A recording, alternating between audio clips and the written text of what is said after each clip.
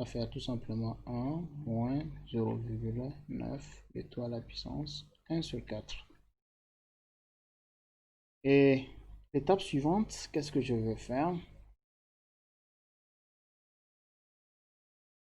Je vais tout simplement appliquer le logarithme à gauche et à droite. Le logarithme de ça va faire le logarithme de 2 tiers de tout à la puissance n. Logarithme de tout ça. Inférieur au logarithme de 1 moins 0,9 de tout à la puissance 1 sur 4. Et il faut savoir que c'est le logarithme de a à la puissance x et savoir que c'est tout simplement la puissance multipliée par le logarithme de ce qui est en bas, donc logarithme de a. Si j'applique le principe ici, je vais trouver tout simplement donc le n descend, donc ça fait n logarithme de 2 tiers qui doit être inférieur ou égal à logarithme de 1 moins 0,9 et tout à la puissance 1 sur 4. Alors maintenant, je peux chercher l'expression, je peux tirer ici, bon, l'expression de, je vais tirer n ici. Alors, donc, qu'est-ce que je vais faire? Je vais diviser dans cette inéquation par log de 2 tiers. En divisant à gauche, je vais trouver tout simplement n. Quand je divise par log de 2 tiers, ça reste n. Et je vais avoir ici, de l'autre côté, je vais trouver log de 1 moins 0,9 et tout à la puissance 1 sur 4 et tout sur le logarithme de tout ça, d'accord. Mais il faut savoir que je divise également à droite par log de 2 tiers. 2 tiers, si vous calculez log de 2 tiers, c'est un nombre négatif. Alors, il faut savoir que si vous divisez, vous divisez par, ici c'est un nombre négatif à gauche et à droite, l'inégalité va changer de position. Lorsque vous prenez la valeur et vous divisez par un nombre qui est négatif, log de 2 tiers est négatif, la direction du symbole change, l'inégalité change, donc c'est n supérieur qu'il faut dire. C'est n supérieur à log de ça. Et après avoir calculé, si vous prenez votre calculatrice, vous calculez ce rapport, vous allez trouver tout simplement que c'est égal à 9. Donc, on trouve que n est supérieur ou égal à 9. C'est-à-dire quoi? Pour que le livre soit entièrement corrigé, il faut qu'il y ait au minimum n relectures. Donc voilà le nombre nécessaire de relecture. Au minimum, il faut avoir n relectures pour pouvoir corriger entièrement le livre. Et voilà tout concernant l'exercice numéro 3 de l'épreuve de 2019 pour l'intégration en deuxième année à l'Institut national de la statistique pour les 3 filières, à savoir actuariat finance, statistique et actuariat finance, bien sûr statistique économie et statistique démographie.